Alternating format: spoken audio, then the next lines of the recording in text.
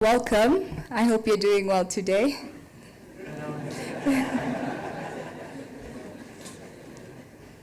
We will kick off the questions. I will ask a couple of questions to both of you individually, and then we will open it up to the audience, and we also will have some questions coming from live stream as well.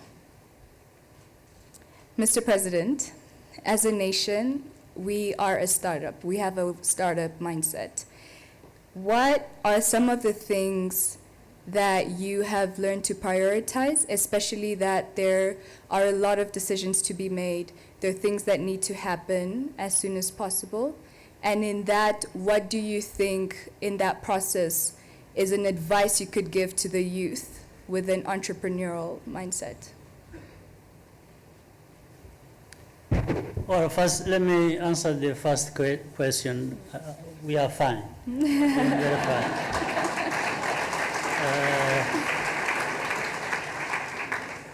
And we are happy to be here to join the young people who are here. And I want to thank Strive, Masiyiwa, for prompting this to happen. He is actually the one who invited us to join him for this conversation. He called me up after the event in Accra and suggested we talk to our young people. And I couldn't have been happier than joining him to be here today. Now, I think the question you asked combines a number of things. One is about everybody's responsibility, including mine. I think it is past time for me to aspire to be an entrepreneur.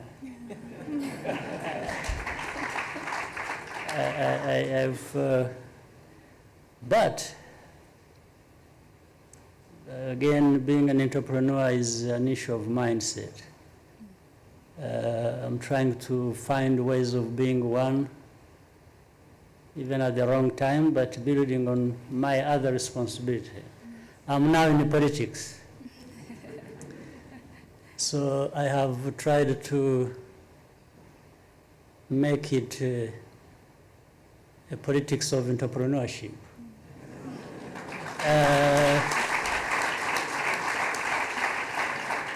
Meaning that for those ideas I may have, I try to find ways of channeling those ideas through politics to reach the young people, who many of whom are here, who are doing different things, so that, and really use politics also to create that environment where,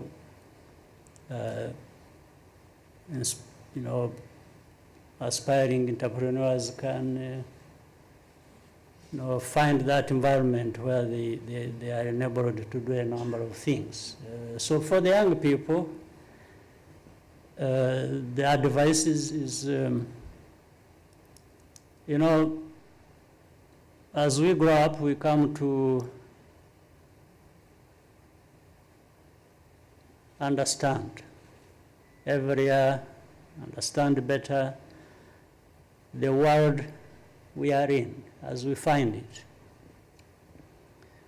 But there's also the world every person would want it to be.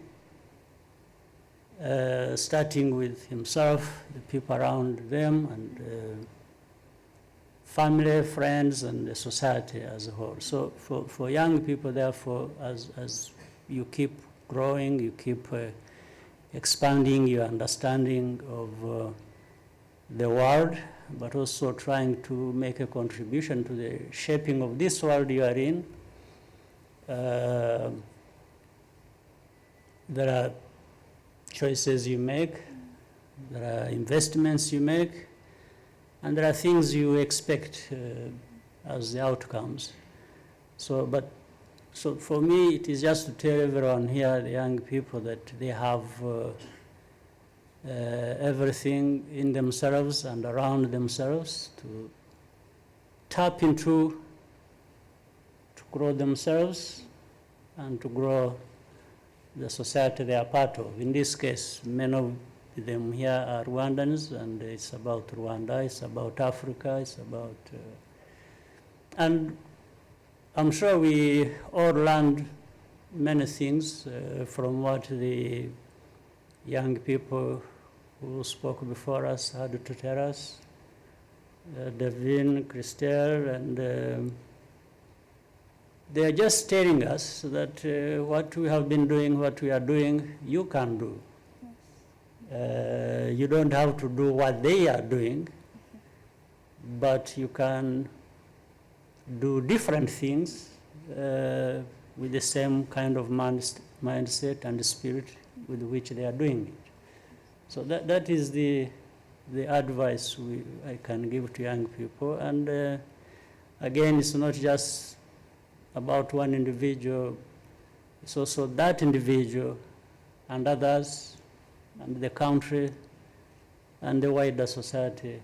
And there is searching that we can all contribute to or gain from or do that will make a difference in solving one problem or the other, but around that, benefiting from it. I mean, Christelle was telling us about water, providing water. Water is all over the place, but people don't access it. Or there is where water seemingly is lacking, but ideas can actually show people where water is that everyone needs, and to make it available so that more people access it than before. And around that, create these businesses we heard they were talking about, and many others. I'm sure many others in the room, we might hear from them. So let the young people really feel they have in them and around them many things to tap into. This is why I was saying, earlier I was telling somebody, I said, when you actually were asking people questions and this, I was seeing people, said, put up your hands if you have a question, and somebody was, another one. So Yes. I want them to say, yeah, I have something to say. Just raise your hand, put it high up there so that you are seen, and don't hesitate. Don't do like this. And so the young people must learn to just show up and Yes. and try their luck. And many of them have had education. That's what the country does. That's what we are doing. We try to make sure that this education is available to as many of our young people as possible. That's what every country is doing. So once we have done that, build on that, and the sky is no longer the limit. Thank you. Thank you. Mr. Masiyiwa, in the same line of the previous question, what do you think should be the focus for young entrepreneurs? And the reason why I'm asking this is because you have empowered, you have been presently investing in youth in different sectors and have been constantly, even on social media, making sure you trickle down that knowledge into the youth. So what do you think happened for you to get to the point that you are today, that you're sharing it with everybody else? Well, first of all, it's a great honor and privilege again to be back in Rwanda. I'm sorry, I'm a bit croaky. I arrived very early during the night, but it's an honor again to be with the President and the First Lady, and to have you all here on a Saturday afternoon, full house. Startup nation, definitely. Definitely. You know, Your Excellency, I just want to take you back to this competition. As you know, Jack Ma put up this $1 million prize to be shared between 10 African entrepreneurs. The process driven through social media, we had full-time teams. I have at least 5 people worked full-time on this with Jack Ma's team, which was even bigger than mine. And I don't know, maybe 10,000 plus applications came in. Every corner of Africa. Every corner of Africa. The process of adjudication involved many judges, even people like Fred Swaneker. There were panels at each stage, the semifinals, the finals, until we're down to the last 10. As a judge, I had no idea of who the 10 were. My file arrived 3 days before I was to head to Accra. I spent the whole day going through the files, and bang, 2 Rwandese women out of 10. You know, just think of it statistically. I'm sorry, South Africa didn't make it. They were Kenya, you know, Kenya is aggressive in this space. They didn't make it this time. Okay, Nigeria, you expect a lot of numbers. They are, after all, 200 million Nigerians. But there were 2 Rwandese women. Rwandese entrepreneurs, Rwandese women. And as I reflected upon this, I then said, but I'm not surprised. Actually, I wasn't surprised. Because you know, when we did a similar event 2 years ago, which I funded, the Go-Getters Prize, we had finalists, women from Rwanda. Okay, one of the last finalists was a young lady from Rwanda. And they had something in common. They were confident, extremely knowledgeable about the subject of their enterprise. Extremely knowledgeable. I mean, you know, Crystal stood up to me and Jack Ma, and she's only 25. You wouldn't have thought so. You know, she stood in front of us, in front of that entire audience, and she talked the numbers of her business, and she was third. You know, remarkable, but they were all winners. So, but you know, this is a reflection of policy in the end. The things, Your Excellency, you have pushed. When you had women in parliament, and you pushed them, and you pushed women into cabinet, and now you see it. This is the result. Your entrepreneurs, this is what happens, okay? You have inspired a generation of women entrepreneurs who are absolutely remarkable. There is, listen, stand up, Kevin. You see those shoes? Look at those shoes. You know, I was fascinated by her because I made her take them off the last time because I didn't believe that they were made from tires. But I was fascinated because this young lady, if I may, do you have my pair? I want my own shoes. I'll give you my size later.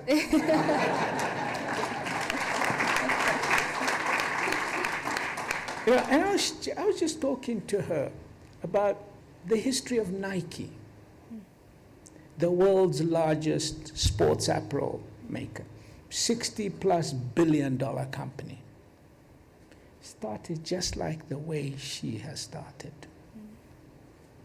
There is no difference. Same type of education, same type of passion. We have to begin now to, when we see these big companies, the Nikes and so forth, they started somewhere. In Africa, we're so used to seeing them when they come here as big giants. But they started somewhere.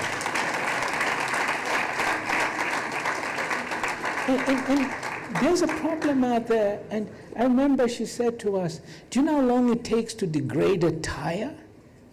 What happens to the tires? They take 80 years to degrade a tire. They're out there as part of our environmental waste. So somebody says, let's take this, let's use them as a raw material to achieve something. That's why that's caught the attention of the judges. It had all the ingredients of what we were looking for. Then you talk about crystal.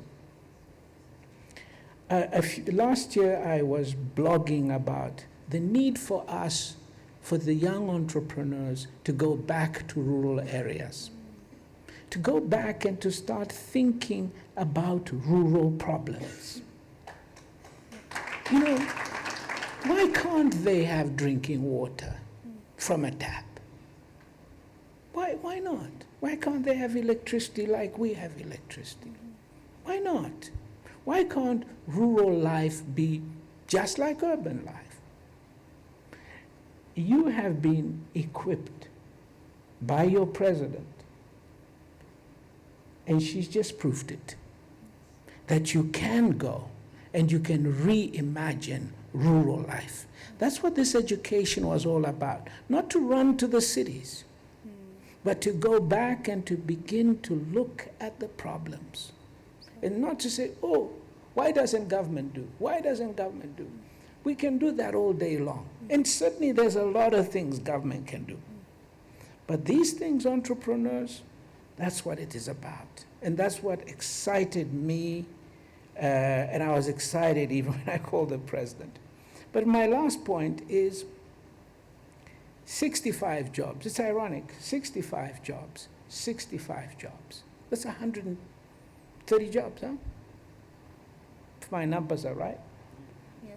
That's a lot of jobs. 2 young people. It just reminds us that a job, what is a job? Okay? There's 65 people working for a young person who's only 25 years old. Imagine if we all left school like that. Why can't we give Mr. President 100 more crystals? That's why you're here. Everyone else in this room is the crystal challenge. If she can do it at 25, there is no unemployment problem as such. Let's not go out and say we have an unemployment problem. Not when the policies can produce a crystal. Thank you very much. Thank you.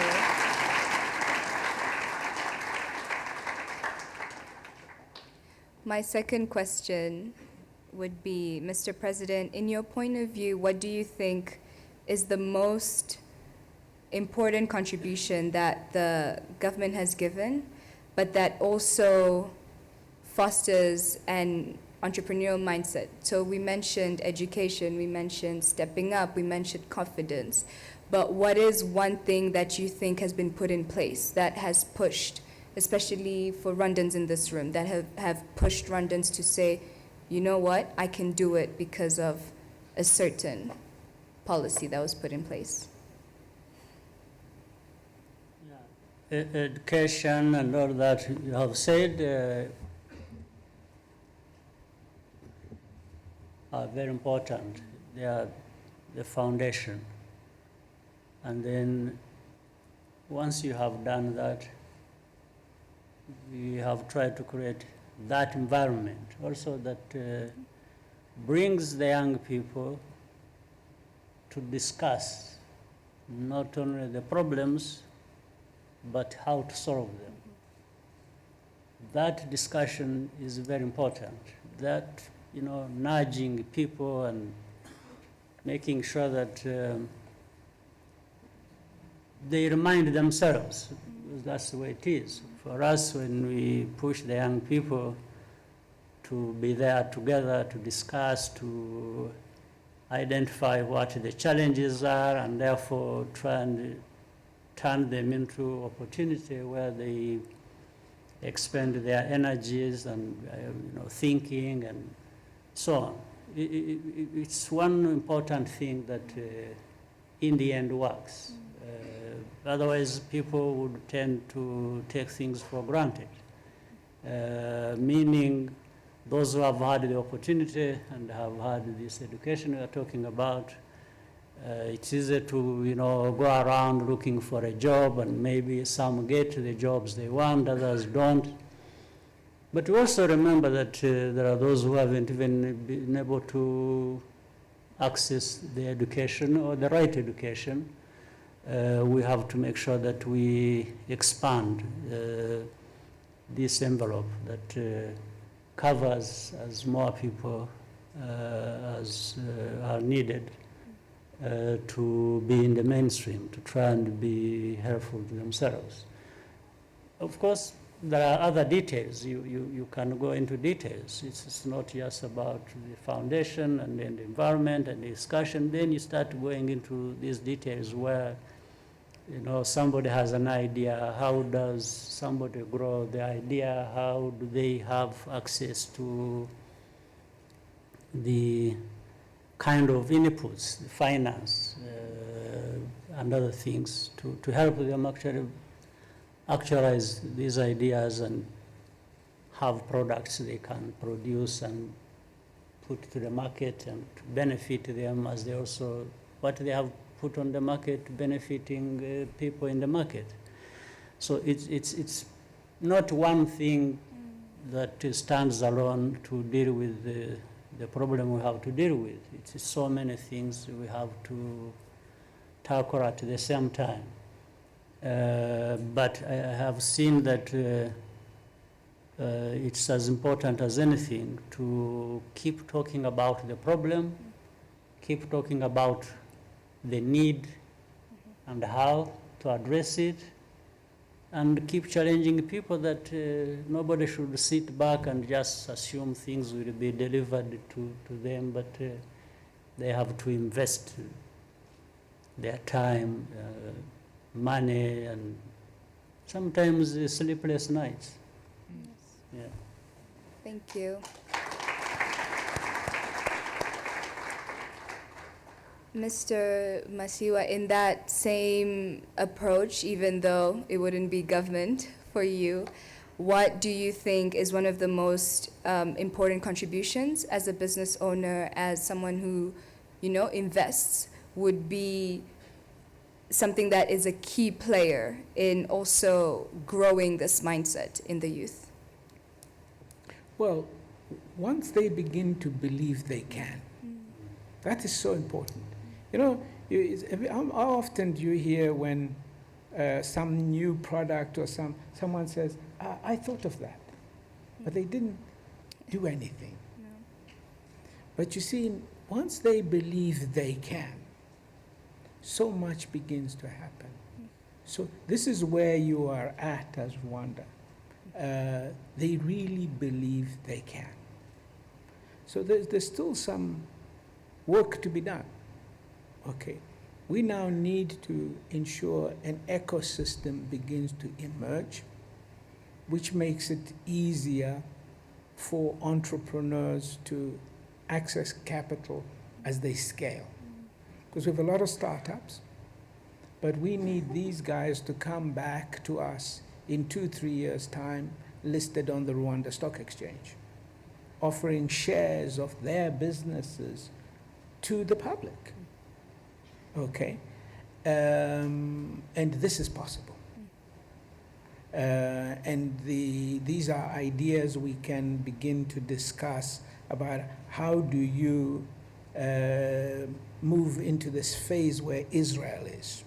I know the president and I have had a lot of discussions about the examples of Israel. Their system produces startups, but they quickly scale up into the stock exchange and they go global. Some of them onto NASDAQ and so forth. Everything is here now. It's beginning to emerge here that makes it possible for that to happen. We need to push more in the schools. to make sure that entrepreneurship as the option by which you will be eventually gainfully employed is understood very early. That it's not about getting a job in government and so forth, but there's always something you can do to contribute to your society. And finally, let me also point out that entrepreneurship isn't always about making money. That's a mistake. As the president pointed out, it's just a mindset. You can be entrepreneurial in public service. You can be entrepreneurial in civil society. We need entrepreneurs who are in doing things that basically just improve lives for other people. Okay? And there's a lot of opportunity for that. And sometimes you wonder, is crystals a business? Is it a social impact business? We debated this, by the way, with Jack Ma. Is this social impact or is it a for-profit? I said, well, she says it's for-profit, it's fine. It's both. She's both, okay. But she's building Africa's first rural water company. So maybe we should call it Rural Water, Crystal. I'll invest, okay? Thank you. Thank you. I think we can open up the questions to the audience now.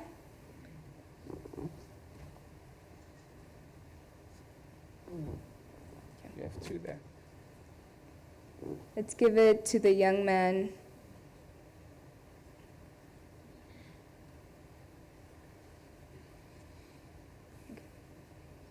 Where are there?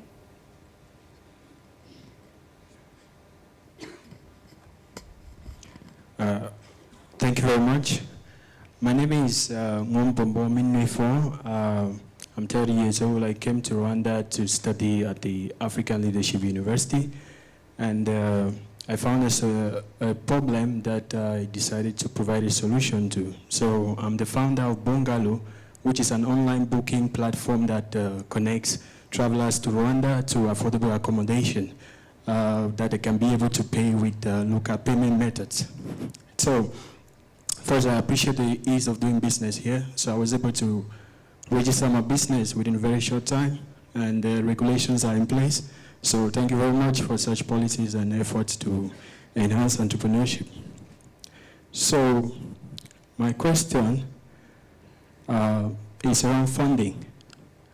According to Ventures Capital for Africa, a survey they put out proved that the second most reason for startup failures in Africa is its lack of finance. I've faced this problem as a startup owner, likewise, and I'd like to know from you, Dr.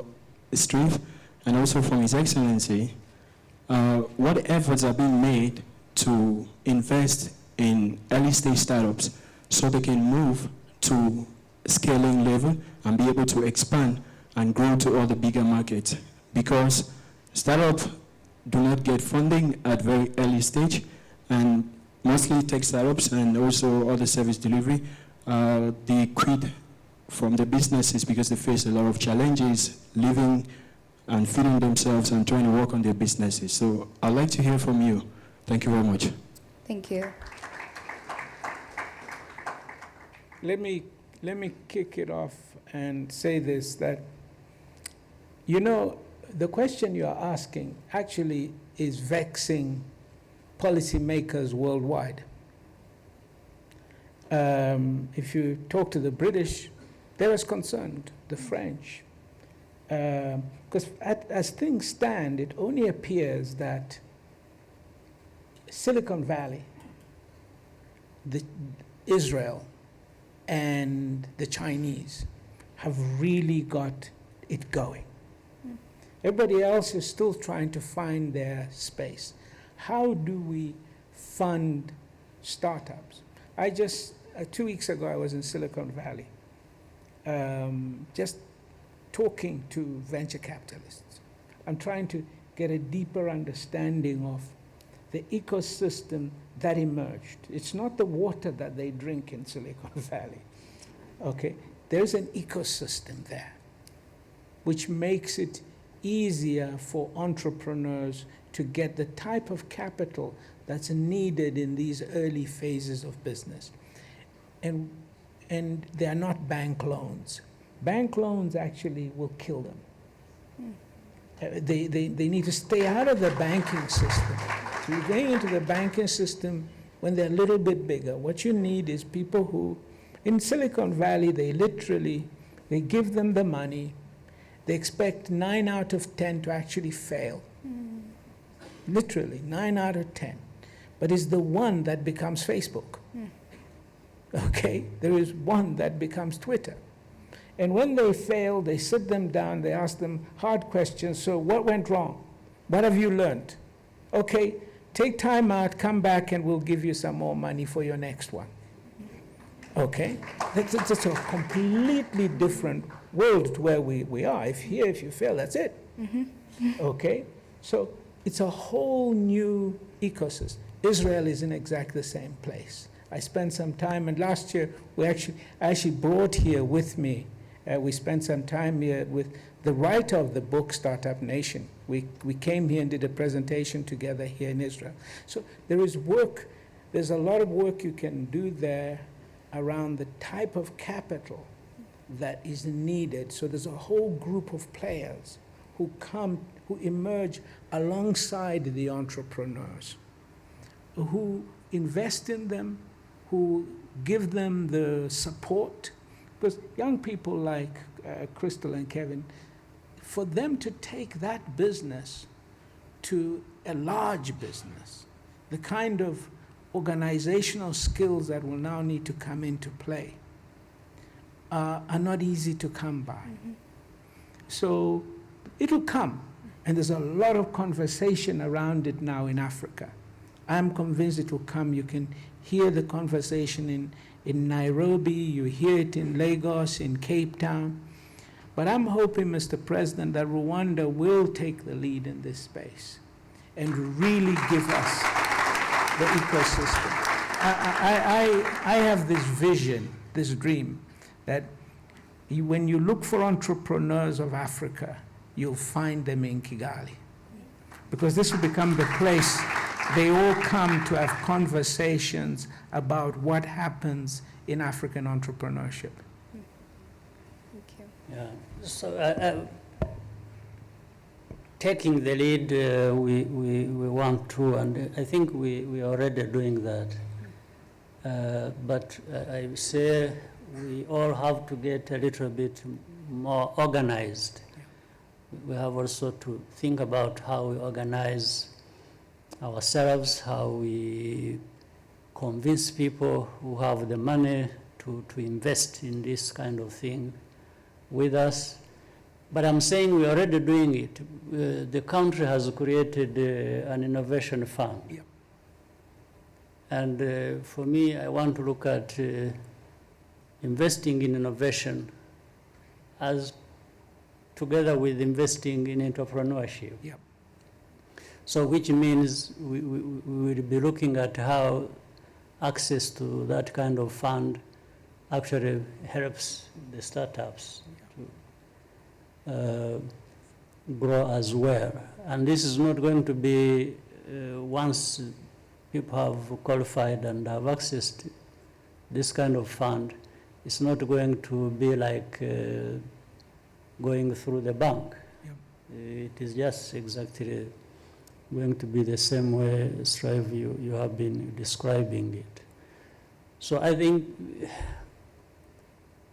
and it's not so much that the money is lacking for people to create these kinds of funds and avail money to the startups. It's also, when it comes to Africa, we have to do a number of things. We really have to create that confidence. You see, there are narratives out there. When you talk about Africa, all of a sudden it is dismissed and it's about other places, not Africa. I think we have to start with ourselves by getting better organized. I know each country of Africa government can set up these kinds of funds and also showcase some of the things that have been done or that are possible in Africa with cases that we have seen before. So there is that reassurance created in the minds of the likely investors or sources of this kind of funding. I think it is possible. We just have to, again, invest in the stories we create about what has worked, how it has worked, and how that can encourage other things coming up to work. And with that, we are going to achieve people with the money to invest in that, to start seeing it as a way actually even of making money themselves. For the people who are involved, but also for those who invest. So I think it's all possible. We just need to keep working at it. Indeed, there are many examples. Strive talks about the Silicon Valley, about Israel. We've known how these things work. We can even improve on that, how it should work for us. So I think we should be there in a shorter time than people imagine. Yes. Thank you. Let's try to take a question from a woman.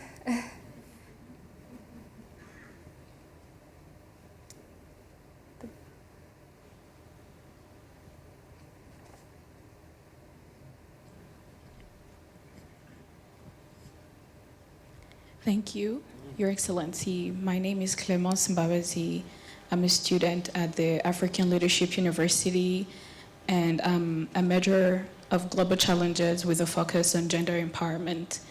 Part of the challenges that we have faced on our campus, especially that is very diverse, and we have a lot of African nations represented, is having ideas from women to skyrocket and actually become implementable business ideas.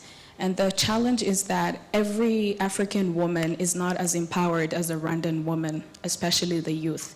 There are a lot of our fellow sisters from across the continent who do have good ideas but struggle with their government policies to actually make them implementable.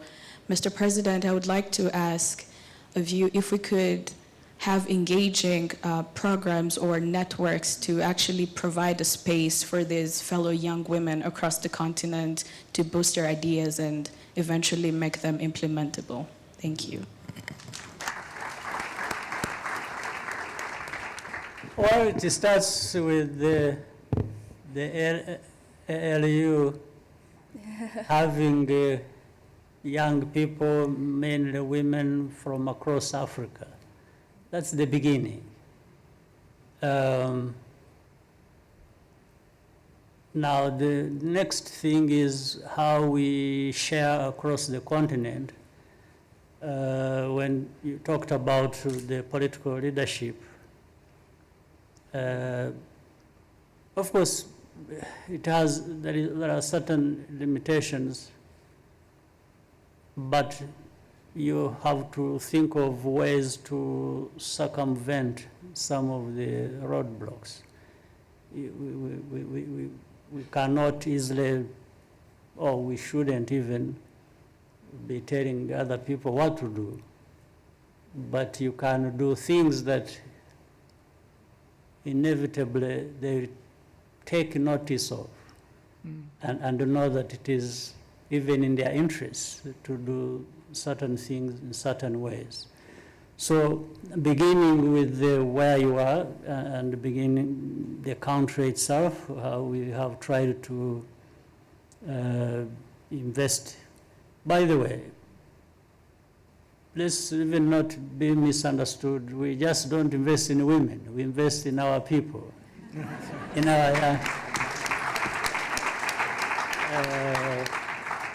our young men and women. and specifically targeting women because for no fault of their own, and they have been left behind, so we're trying to say no, they shouldn't be left behind. They should be at par with the other members of society, the young men, and therefore we look at all of them. So it's possible. And across Africa, I think that you can see, I think the way women are increasingly being empowered, much as historically, maybe up to this point, there's so much carrying the burden of families, of our societies. We can see change, rapid change, things happening very fast, probably at a higher rate than it is happening elsewhere. In fact, sometimes I'm surprised you are out there discussing gender equality and empowering women. There are so many who stand on the platform and tell us what we should be doing about that. But when you scratch a little bit and say, how about what is happening in your place where you're coming from?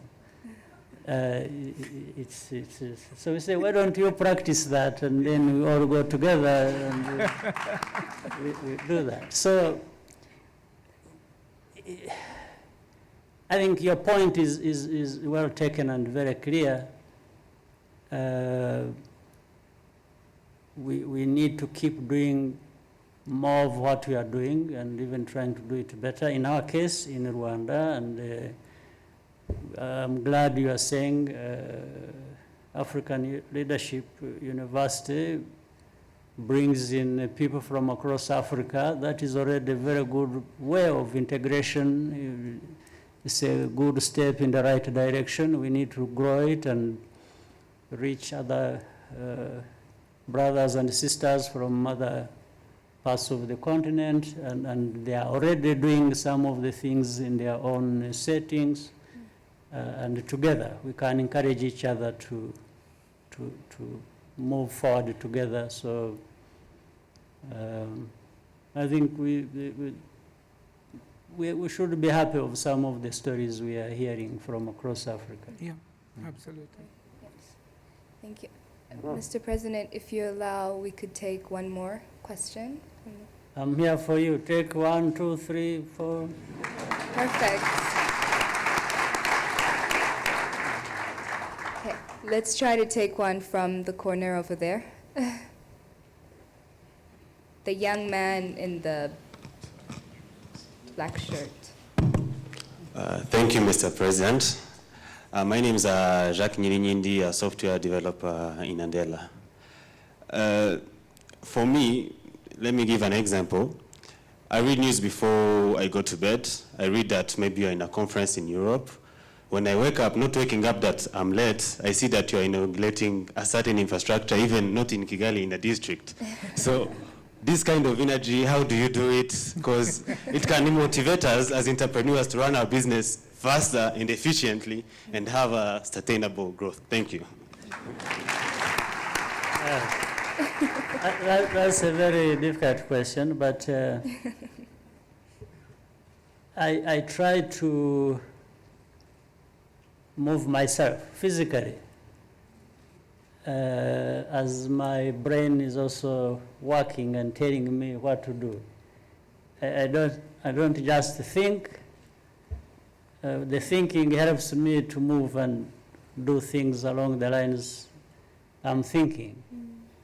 So I'm not going to say I have drawn it from a certain well, and this is how I got it. But I think life experience teaches all of us a number of things, what to like, what to choose and prefer one thing to the other, and motivate ourselves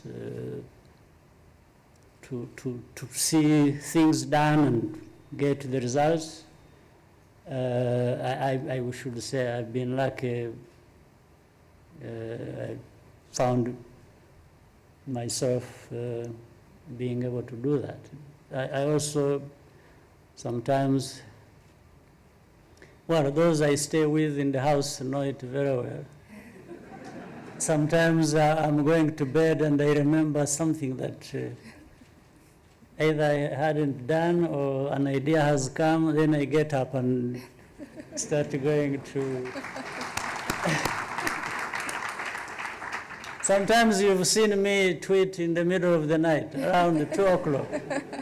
You know, I've seen there's a problem, and immediately to my mind comes a possible solution, and I always find myself thinking, if I sleep before I act on it, I might forget. Or some other thing might come in the way of doing that. So I take a step back and try and do something.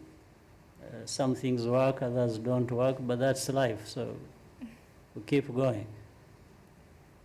So, but it depends on what you feel, what is possible with you, what you feel is possible for you. But above all, don't wait until somebody else does it.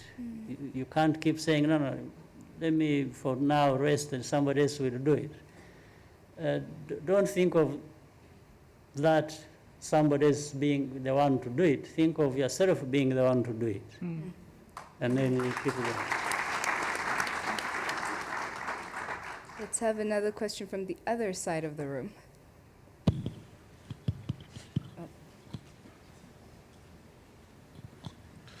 My name is Norbert Aguma. I'm an entrepreneur. I'm very honored to be in the presence of you, Mr. President, and Mr. Strive. I was there last year when you presented with the writer of Startup Nation. So mine is not really a question, more of a remark. So as well as being an entrepreneur, I'm also sort of a technology activist. So I'm the chairman of Rwanda Blockchain Association. And what I've noticed is that often in Africa we follow technologies that have been invented elsewhere, but we don't really take the initiative of creating new things. Now, when I see the technology of blockchain, I see something where no country has taken a lead, and where, in fact, the infrastructure they have is an impediment to them progressing in that technology. But Africa stands in a unique position to innovate and lead the world in this technology. But in order to do that, entrepreneurs are not alone. It requires a committed effort and a vision from governments as well. So I want to also bring this subject to the table of, yes, empowering entrepreneurs is good, but what kind of effort are governments doing, in fact, in terms of research and technology, to put funds and organization towards creating new opportunities that don't even exist elsewhere, and enabling a new generation of entrepreneurs in technologies that have potential to change the world. Thank you.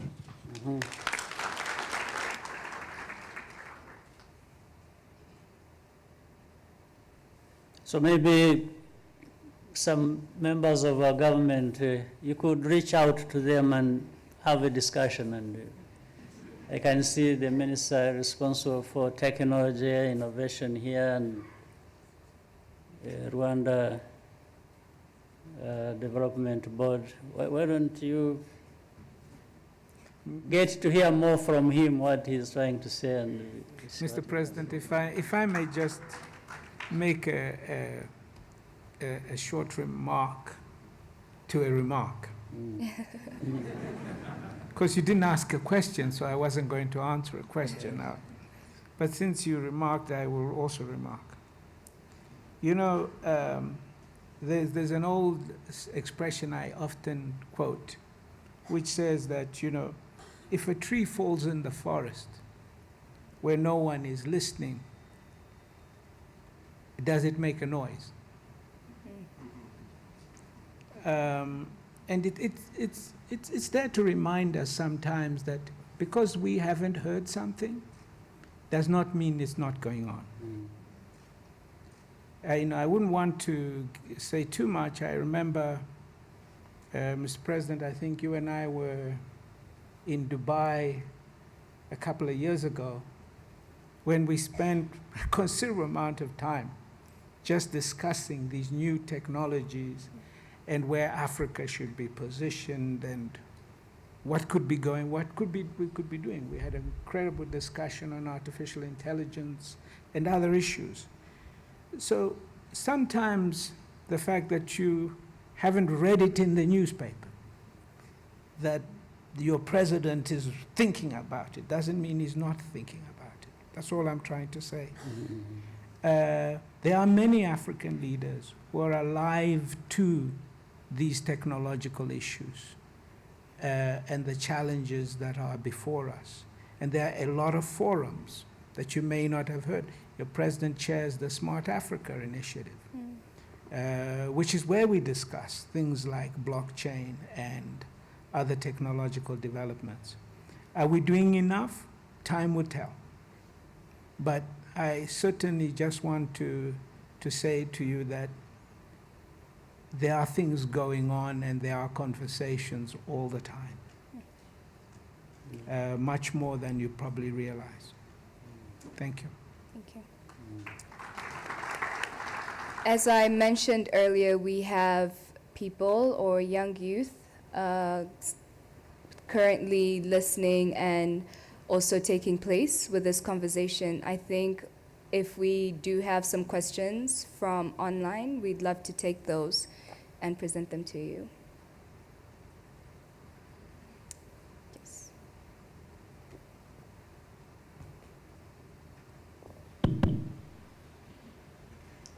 Thank you, Mr. President. I wanted to just say that, in fact, in Rwanda, we have something called the National Council for Science and Technology that was established exactly to do what you said, which is to promote research and development in the areas of science and technology. So we have that. It's got a very eminent members of the council who are world researchers globally from different parts of the world. So please, I think it's important to get to know what they're doing and also to support some of the ideas that you have. Thank you. Thank you.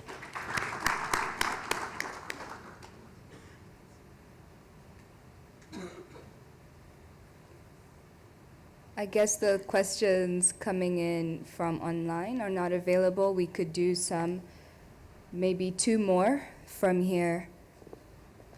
Let's see, let's try the middle section. Oh, there.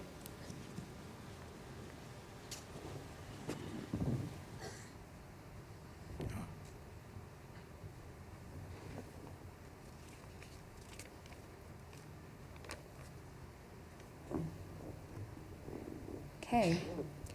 The first one says, how best can we reimagine rural life as entrepreneurs?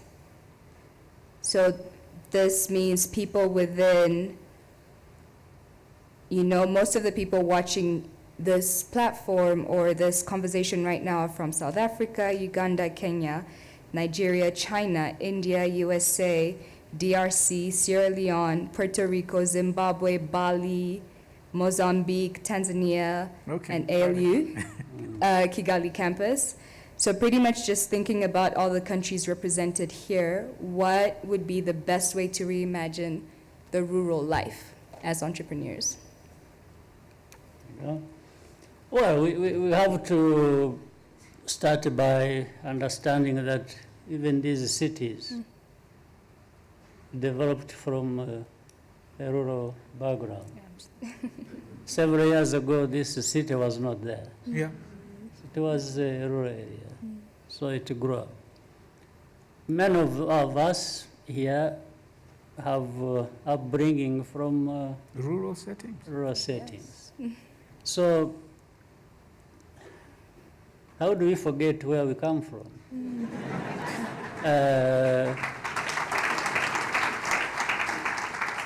all we need to do is just, it's what is in our minds again. We can take the good we have developed or have had in the cities and take some of it back to the rural areas for the development of these rural areas. And in fact, there are many things we need from the rural areas to the urban areas. So, or we need to, even just going by what we know, what exists, what we have known for a long time, we just need to start with that and make sure that there is this back and forth, there is that connection between wherever we are, if it is the cities with the back into rural areas. So after that, if we were able to fulfill that, reimagination is the next natural thing to happen. But there are things we don't need even to reinvent. We know the whole story, where we have come from, how things develop from one level to another, or how urban areas develop. Well, if we want, we can even turn all the rural areas into urban areas. What is the problem? Yes. You know, for example, I sometimes imagine our country is very small. We can have it as one city. We can grow So, you know, you have had cities of 18 million people, right? Or even 20. So, and yet this country, which is small by any size, we are not there yet. We are about 12 plus, maybe running into 13 million. So we can easily create an urban environment with a 13 million. So it's all about how we think, how we, you know, we operate, but starting with the things first. We all originate, even these cities start with being rural. So I think it's the question is a good one, and there are possibilities for reinventing whatever we want. Thank you, Mr. President. Mr. Masiyiwa, would you want to add something to that? I concur with the President completely. You know, our population is slated to grow by 4x over the next 100 years. So we're going to be 4 billion Africans. They're going to be, cities like Kigali will be 15, 20 million people. They're going to be mega cities that we haven't even seen yet, that haven't even emerged yet, that are waiting to be developed by you guys. The entrepreneurs of tomorrow will be entrepreneurs because they solve problems in rural Africa. Because you asked the question to our two finalists, what was their definition of entrepreneurship? I've always defined entrepreneurship as identify a human need and reach out to solve it in a sustainable way. Okay? The rest comes from there. Okay? Have we got needs in rural Africa? We do. We have transportation, food systems, accommodation, energy, all those. That is an entrepreneurial workshop for the next generation of entrepreneurs, just as Crystal has shown us that she can pipe water to rural people. She had the empathy to see, well, why can't they have water piped to them? The technologies are there, the solutions are there. We've just launched an interesting platform, Mr. President, where we put tractors on an Uber-type platform. So rural people can just use their mobile phones to call for a tractor. It's doing very well in terms of making money, Mr. President.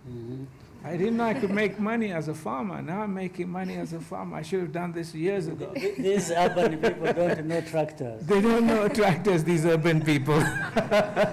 Well, if you're living in the diaspora, buy a tractor, send it to me, and I'll make money for you, okay? Because I need tractors for my platform, okay? Right. So this is how you reimagine rural. We should reimagine everything. I remember when I first came to Rwanda, I saying to the president and the first lady, I said, wow, I've noticed that there are no more thatched houses. I remember having that conversation. They said, yeah, that was a policy we had. That is actually reimagining rural. To sit down and to say, why not? Why do we not have this? And you execute policies to achieve it. So for me, coming from outside, from other African countries, that was a phenomenal reimagine rural. And I believe there's so much we can do in animal husbandry, in the types of crops we grow, so that rural people have higher incomes. So this is all this whole subject of how do we reimagine rural life. It will be better. That's what reimagining it will be. Better incomes, better lifestyles, better health solutions, and better security for everybody. Thank you.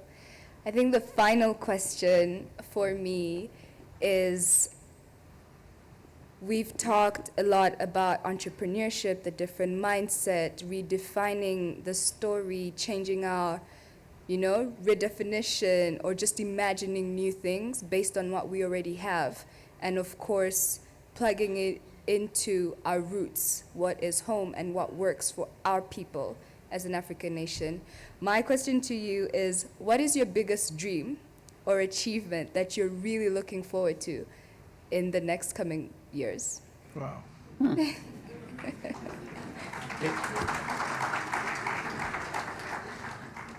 It's not just one.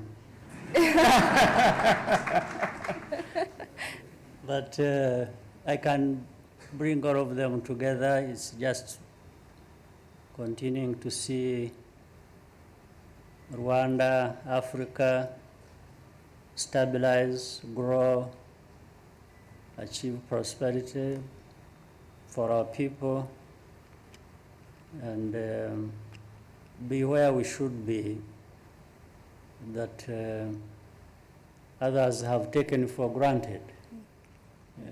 Some people are up there and they've taken that for granted. For us, we are trying to figure out how to get there. I want us to get there.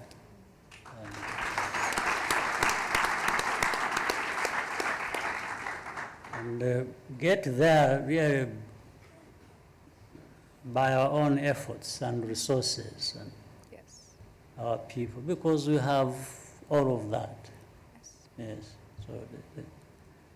So I'm sure the young people here and the generation coming after them and others should, I think, be looking at things like that.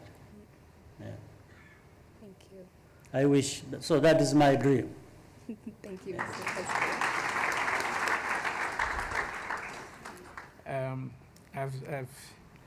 It's almost unfair to answer that question after the president. I always paraphrase a statement made by Moses, the prophet Moses. So this guy runs up to him outside and says to him, Moses, Moses, there are some people that are prophesying in the camp. Please stop them. And he said, oh, no, don't stop them. Oh, how I wish all God's people were prophets. So I paraphrase it. My dream is, I wish all young Africans were entrepreneurs. Come on, guys. My dream is to come back here and there is 5,000 crystals, young men and women creating jobs. The policies are in place, the leadership is in place, the support is in place. Why not? We can do it. I think that should be yours. The Nike was just do it. Now yours becomes we can do it. Yeah. Thank you so much. And of course, you've all heard it. Their dreams are big. It's not just one dream. And I think that is also an encouragement to us as youth to, dream big and establish something that works. Mr. President, Mr. Masiyiwa, it has been an honor to be able to moderate this panel with you two. I've learned a lot, and I'm pretty sure everyone in this room as well is appreciative for your time and knowledge. And I really want to thank you for being here with us today. Thank you. Thank you.